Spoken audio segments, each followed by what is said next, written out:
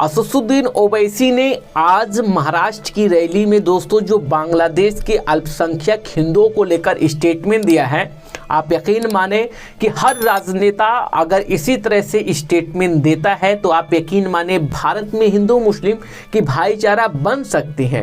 बहरहाल भारत के ऐसे भी नेता हैं जो जहर उगलते हैं सिर्फ अपनी वोट बैंक के लिए, जबकि जहर उगलने में असदुद्दीन ओवैसी का भी नाम आता है। बहरहाल जो मुस्लिम समाज है खास करके असदुद्दीन ओवैसी को ज़्यादा पसंद करते हैं, लाइक करते हैं, और वही असदुद्दीन ओवैसी जब बांग्लादेश के अल्पसंख्यक हिंदुओं पर हो रहे जुर्म अत्याचार के खिलाफ दोस्तों महाराष्ट्र की रैली में उन्होंने खास करके हिंदुत्व संगठन और बीजेपी को लेकर जबरदस्त सियासी प्रहार किया है। दोस्तों आप पहले जो महाराष्ट्र में रैली को संबोधित करते हुए बांग्लादेश के अल्पसंख्यक पर क्या कुछ कह रहे हैं असदुद्दीन ओवैसी MIM के प्रमुख, दोस्तों आप पहले उनका पूरा वीडियो देखिए। अगर बांग्लादेश में हिंदू मरता है हम कंडम करते हैं, मारने वालों को जालिम कहते हैं।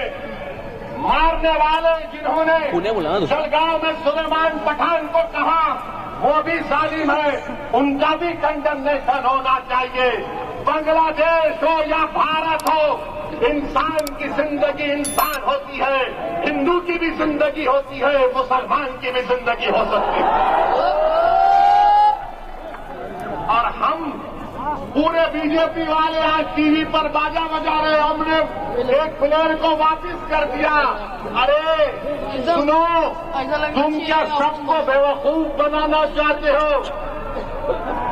सुनो, एक क्रिकेट प्लेयर को निकाल दिया, पूरे बीजेपी वाले बोल रहे ये हमारे इतिहास की कामयाबी हुई है। अब सुनो भारत की जनता, खासतौर से भारत और महाराष्ट्र के हमारे हिंदू भाई बहनों से कह रहा हूं, तुम एक क्रिकेट प्लेयर के कैंसलेशन पर तुम मिठाई बांट रहे हो तो नरेंद्र मोदी से पूछो।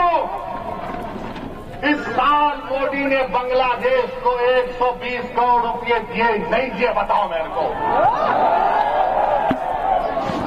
120 करोड़ रुपए 120 करोड़ ग्रांट और एक में दिए 1160 मेगावाट की एनर्जी भारत से बांग्लादेश को जाती है। और सुनो हमारे हिंदू भाई बहनों, मोदी ने 10 साल में बांग्लादेश को लेटर ऑफ क्रेडिट कितना दिया? $8 बिलियन। $8 बिलियन। और तुम असदुद्दीन ओवैसी को गाली देते हो।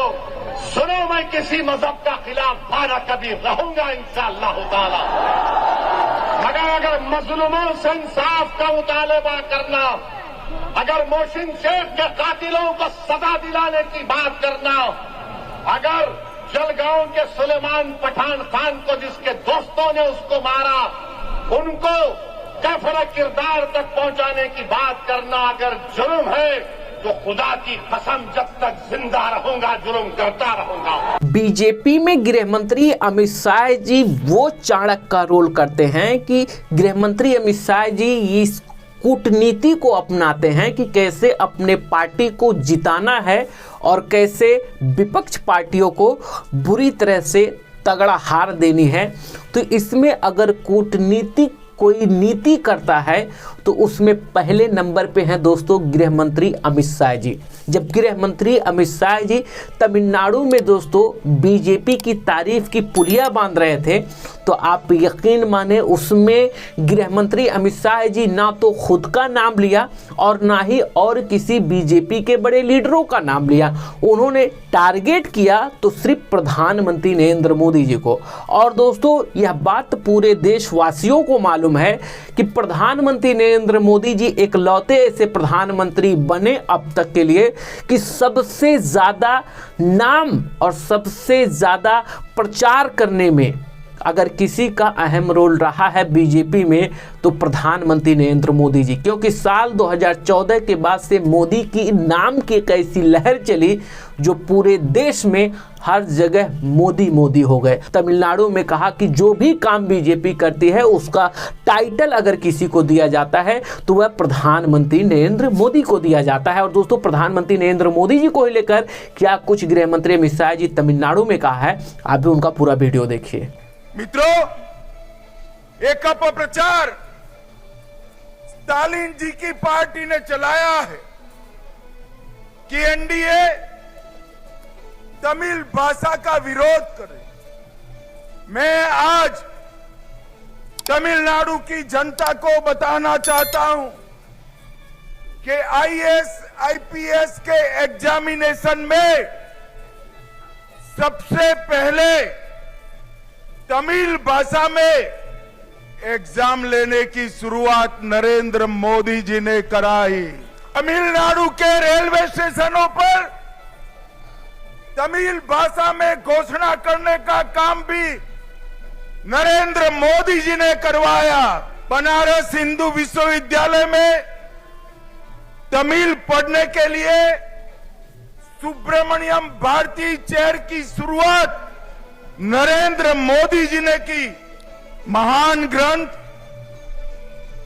थिरुकुरल का भारत की 13 भाषाओं में अनुवाद नरेंद्र मोदी जी ने कराया।